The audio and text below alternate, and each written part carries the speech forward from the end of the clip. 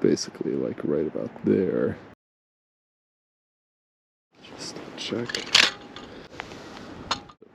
Oh, maybe not. This isn't the most accurate thing, but it's just like a nice way to kind of double check to see if you're mostly level. So I'm going to do the same exposure, 12 minutes, phone, and the flashlight that it has. And I'm basically going to use it as a fill, and by moving it, kind of like as you would with dodging and burning back in the darkroom, it will make sure that the light is a little bit less harsh, a little bit more even.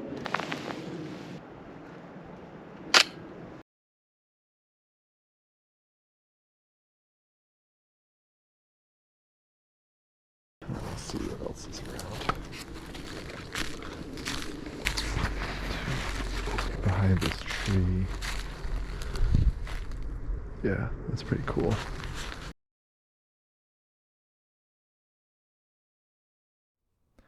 Hey everyone, it's Jonathan, or John, whatever you prefer. I don't think there's enough YouTube videos about color film photography at night, especially long exposure, so I figured I'd make a video. So here I'm going to take you on a journey from a year ago when upstate New York had a much more impressive winter. For my camera, I'm using a Bronica S2, and for film, I'm using Kodak Ektar 100 in medium format. I've always loved this film, so I figured it's the best thing to re-engage with this medium after a 10-year hiatus. It was pretty expired, but because it was in the freezer all these years, it performed really well.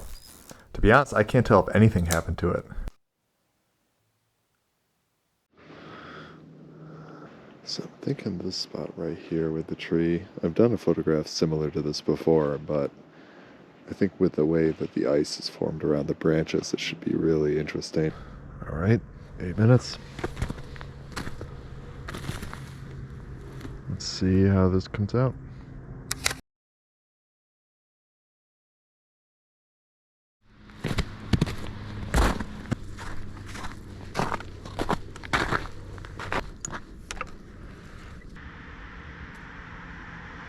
I won't worry about it.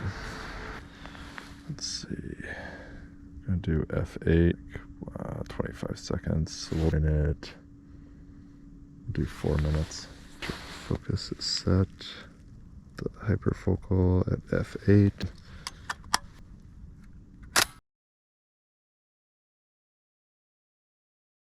So as you can probably tell, it was a very cold and wintry night. On nights like this, it's hard to get out of my home, and it's hard to just be motivated to go out and photograph.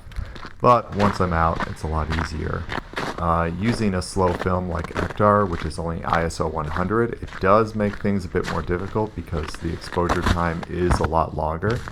I know I could use a film that's faster, but there's just something about Ektar 100 and kind of just waiting and wondering if I got the exposure right. I don't know, something magical about it, I guess.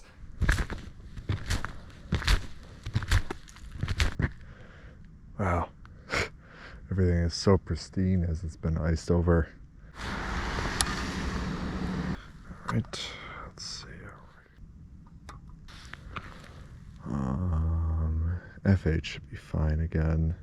30 seconds becomes 160. I'm gonna do 2 minutes.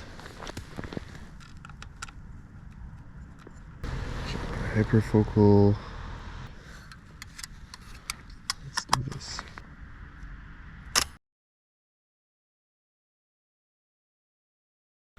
Maybe if I get a little bit closer.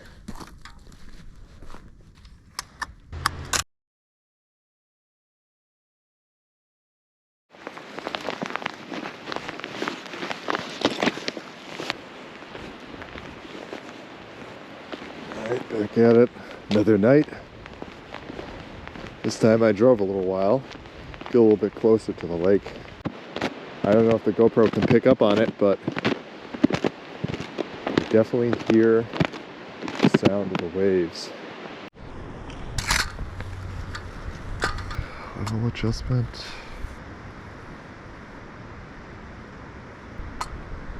It's pretty good.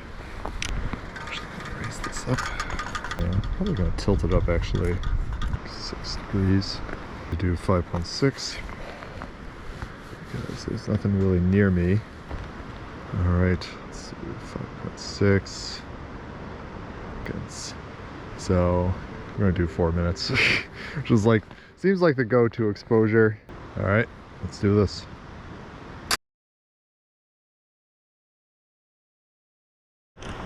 Alright, I moved a little bit closer to the tree. It's pretty good.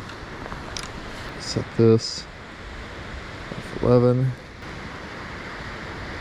Oh, 15 becomes 30, 30 becomes 60, 60 becomes 2 minutes.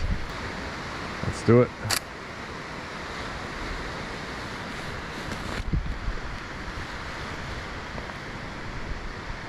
Alright, last one of the roll.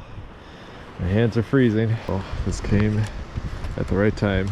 I'm gonna go ahead and do this for 4 minutes. F8. Whew.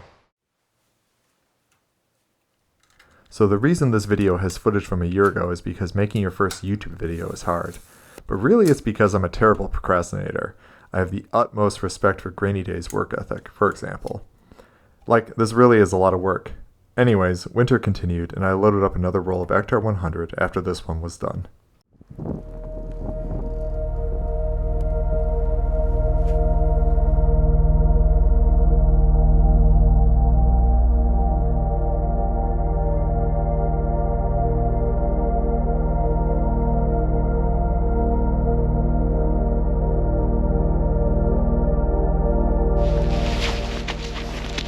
I would argue that film photography is pretty great for the long exposure style. If your camera is entirely manual and devoid of batteries, then it doesn't matter how long you're outside. It should keep working no matter the temperature. Also, color negative film handles highlights so beautifully, so you can be very untechnical with your exposure estimations.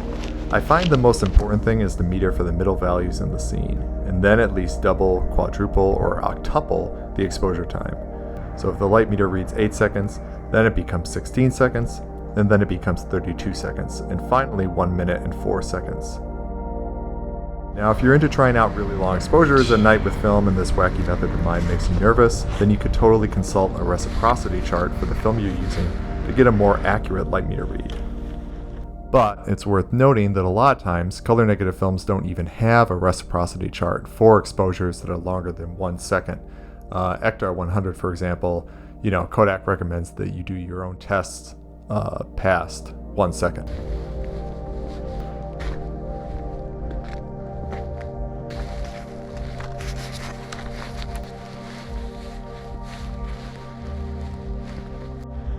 Alright, and we're back. This is what happens when you don't check your shutter release cable.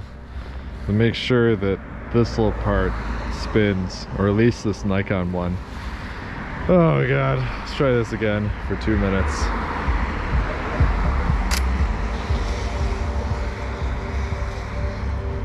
With Ektar 100, if the conditions are somewhat bright, like the overhead street light in here, you can get away with doubling or quadrupling the exposure time. But when it gets much darker, octupling the time, or metering more in the shadows, and then kind of quadruple that reading. Before I knew it, the snow was on its way out and was replaced by wind and rain. Well, it's not snowy anymore. Now it's super windy. So I guess spring's here. And I'm out here doing a long exposure real quick because I haven't done anything in a while. One more, and then I'm good. I'm getting inside this thing.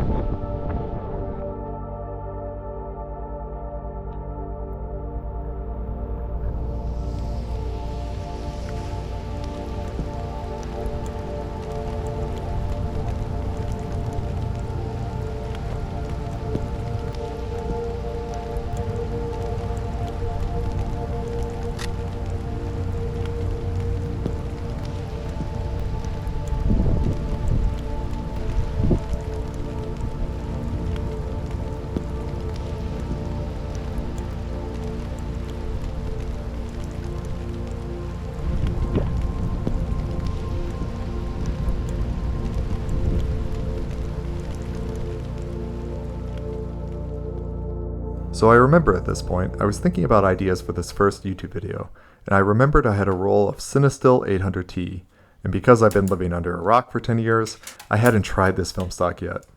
I believe Cinestill has a business deal with Kodak, where they get Kodak Vision 3 500T cinema film without the remjet layer, which facilitates the film's application in still photography. So basically this is that film, Vision 3 500T, and T means it's calibrated for tungsten light, which means that in daylight the film will yield much colder images. This is a lot, I'm sorry. Basically, it should be bluer and colder than Ektar and have an added effect of red or sometimes orange halations. First snow, then rain, then all of a sudden it's April. Time goes by, and before you know it, you still haven't published this YouTube video. Anyways, the Genesee River at Blue Hour. Part of the challenge when making this first video was to think about where to go to photograph. This bridge, known now as the Patrick O'Rourke Memorial Bridge, connects West Irondequoit to Charlotte, and connects me to one of my best friends since childhood. Alright, gonna do one more. Let's give it a little bit more light. Still at f11. See how this goes. I think I tend to gravitate to spaces I both know and hardly know enough. What I mean by that is that with a camera in hand, I'm more inclined to seek the nooks and crannies of a space, the road less traveled. There's a joy from using photography as a vehicle for exploration and as a way to reflect on my surroundings. These GoPro clips aren't the best quality, and pursuing this project made me realize it is not the best tool for low-light footage. I will improve in future videos, so I hope you enjoy the film scans. Alright, let's do it.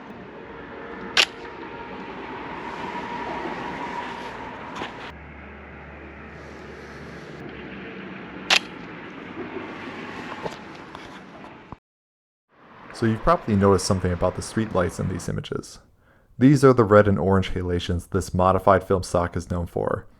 This is a result of Vision 3 500T without a remjet layer, and then being processed in C41 chemistry instead of super special movie film ECN2. You do not need to buy from Cinestill to get this effect. There are other companies that sell this modified version. So at this point I was thinking about how to end this roll, and somehow I ended up in the darkest place that I had been photographing these past few months again. Apparently there's supposed to be an aurora borealis tonight, so the GoPro definitely cannot pick up on this low light level. This time I'm past the ridge a little bit, so going down into the hill. 8 minutes at f8. So hopefully that will get enough density because the shadows are just so dark down here, so not too worried about the highlights as long as I just get some density in the shadows.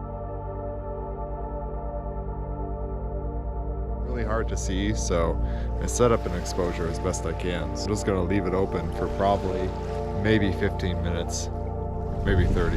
See how I feel.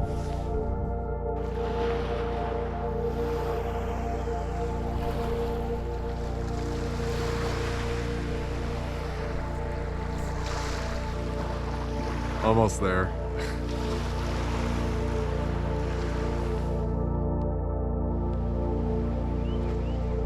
And with the birds chirping that I need to go home, here's my last image of the roll. That wraps up this video. Thanks for watching. If you have any comments or if you'd like to leave a like, that would be really appreciated. I should have another video up in 3 weeks, or about then, I hope. Also, any input on how I can improve these videos, make it better, yada yada yada. Anyways, thanks so much for watching. See you next time. Peace.